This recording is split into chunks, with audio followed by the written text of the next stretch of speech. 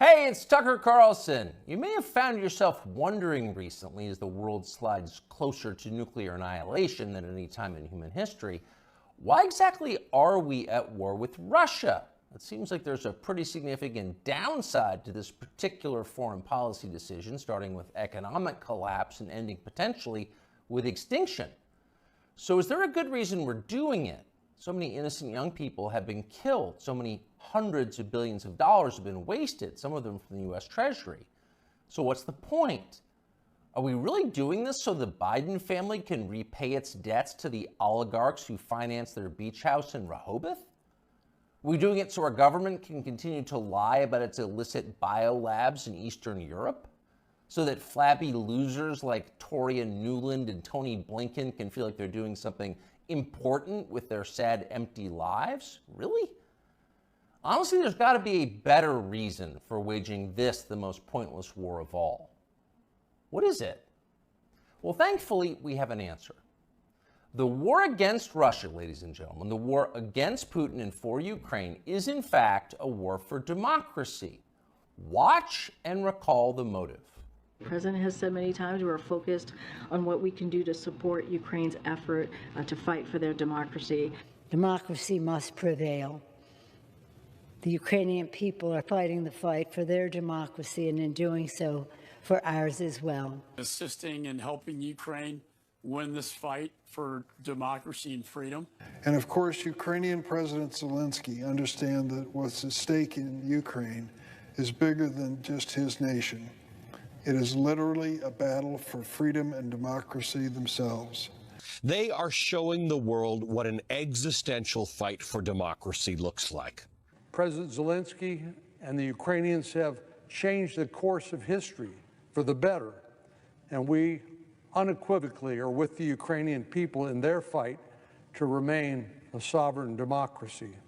Unequivocally with the Ukrainian people to remain a democracy. It's a bipartisan view. Democracy must prevail. You just heard noted democracy expert Nancy Pelosi say, the daughter of the mobbed-up mayor of Baltimore. As Pelosi puts it, the Ukrainian people are fighting the fight for their democracy and for ours as well. That's right, for ours as well. Without Ukrainian democracy, in other words, we can have no democracy here. If the Ukrainians aren't free, neither are we. We must make sure they can vote in Kiev so we can continue to vote in Kansas City. It's really that simple. And yet tonight, we regret to tell you that we have a problem. It looks like they're not going to be able to vote in Kiev anymore. And no, for once, it's not Putin's fault. Democracy in Ukraine seems to be suspended by the world's foremost democracy advocate himself, Field Marshal Zelensky. Watch this. Чи будуть в Україні наступного року вибори? Це ж питання глобальне. І якщо ми переможемо, то будуть. Значить, не буде військового часу, не буде війни. А вибори повинні проходити у мирний час, коли немає війни, згідно законодавства. So when you have an election, well, he says if we win, we'll let people vote. Otherwise, no. You vote when we feel like it, because ultimately we're completely in charge and make all the rules. Your job is to obey or be punished. That's our version of self-government. Self means me. I'm the government. Now, that's not just any autocrat. That's our chief ally in the war for democracy. This is the guy who just announced he's likely to cancel next year's elections. So you've got to wonder what the Biden administration thinks of this. We can't possibly continue to support Zelensky, that guy, after he said that, can we? Because in a clip less than 30 seconds long, he just blew up our entire rationale for supporting his side in the war. So we can't support him. Oh, of course we can. And we will. Here's Joe Biden from yesterday reaffirming America's unequivocal support for Ukraine. No matter what happened in Russia, we, the United States, will continue to support Ukraine's defense and its sovereignty and its territorial integrity. So to recap, we are currently fighting a war for democracy on behalf of a leader who just casually announced he's happy to end democracy And our democracy-supporting leaders have no problem with that. In fact, they're strongly for it. Shocked? You shouldn't be. Of course they're for it. You should have seen this coming. Wars for democracy always cancel democracy in the process. That's why our leaders love them. And they all do it, even the virtuous leaders. Abraham Lincoln suspended habeas corpus.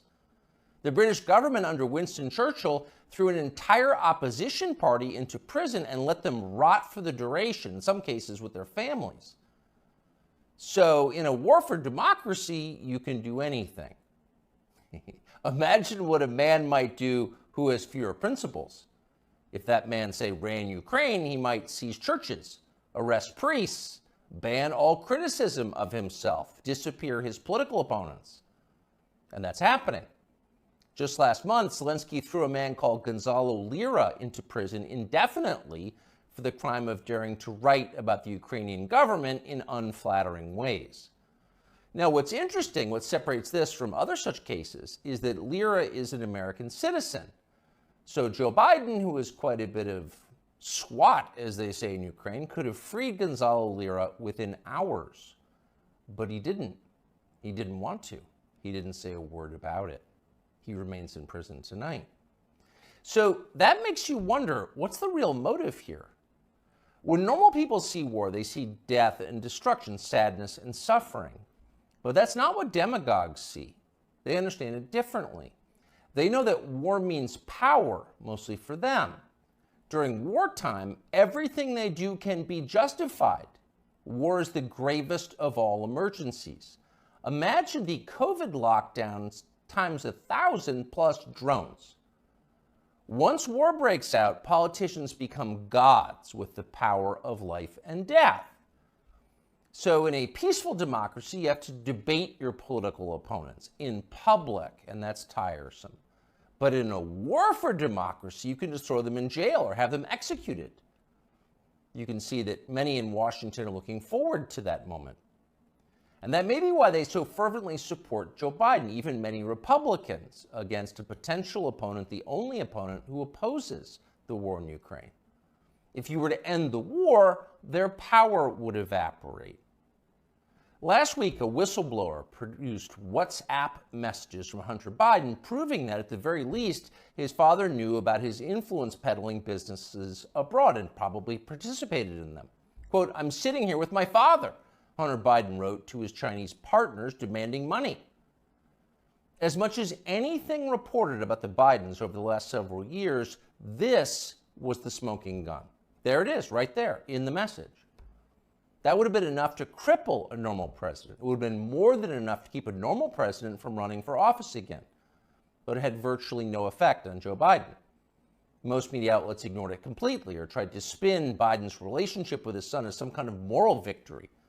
Quote, "The real meaning of the Hunter Biden saga, as I see it," wrote Nick Kristof of the New York Times, "isn't about presidential corruption, but is about how widespread addiction is, and about how a determined parent with unconditional love can sometimes reel a child back." He actually wrote that. And if you doubt it, you should know that view was common. Here's the take from ABC. The Hunter Biden story, the scandal, the this, the that, it's also the story of a father's love. And Joe Biden has never and will never give up on his son Hunter, and will never treat him lesser than. And so he is a father first. Take it or leave it. So a whistleblower produces a text message showing that Joe Biden was in the room with his son when his son was selling influence to an enemy power, the Chinese government. And ABC's take on it, Joe Biden is a father first. Take it or leave it. What accounts for a response like that? Well, that's the way you talk when you've got nothing to fear from an upcoming presidential election. You don't even bother to think of an excuse for your candidate because you don't need to. Your country has electronic voting machines. Joe Biden got 81,282,916 votes in 2020, and you're pretty sure he can do it again. In fact, you know he can. You're not worried. But actually, they should be a little worried. The people who control Joe Biden, Susan Rice, and the rest know they can continue to run our government, writing the press releases, formulating the policies, and they can do it effectively forever, as long as Joe Biden gets dressed in the morning. And of course, that's their strong preference. These are fervent opponents of change. But the one thing these people cannot control is aging. Joe Biden is old. He's 80 now. He will be 85 at the end of the next term. People imagine that old age is a long, predictable progression from acuity to permanent unconsciousness. But often that's not at all how it actually works. When old people start to slide, they tend to slide fast. Joe Biden has begun that descent. Here he was yesterday. And here's what she wrote to me, and I quote, "You can imagine my joy. She called them right away, and the next day they sent someone out to survey her yard. As Beth wrote, this is the best thing that's happened to rural America since the Rural Electrification Act brought electricity to farms in the 30s and 40s. End of quote." End of quote. You weren't supposed to hear that. Joe Biden read the stage directions out loud. That's like eating the garnish that comes with your entree. You're supposed to know not to do that. Joe Biden no longer does. In a year or two, he will be gone completely, and there will be no hiding it. At that point, the Democratic Party will face a secession problem. If Joe Biden is reelected next year and then forced to leave office during his term due to disability or death, that means Kamala Harris will become president of the United States. And nobody wants that, not even her husband. In real life, nobody likes Kamala Harris. That's not an attack on her. In fact, it's possible to feel pity for someone who's so universally reviled. It is instead an observation of unchanging physical reality like gravity or photosynthesis. Nobody wants Kamala Harris to be president. No one will benefit if she becomes president. So logic suggests there's going to be a change. It's going to have to be somebody else. And whoever that person is going to have to enter the race soon, before the election, after Biden drops out. Who could that person be? We don't know, obviously. This is all just guessing. But we do know whoever that is will have to have two essential criteria. He'll have to be as shallow, ruthless, and transactional as Joe Biden is, and he'll need to have flattery skills that are so polished and advanced they'd be considered superior even in the Saudi royal court. And there's only one man in modern America who fits that description: Gavin Newsom, the governor of California, and perhaps not coincidentally, Joe Biden's new closest friend. "I am here, Mr. President," Newsom told Biden at an event the two did together last week.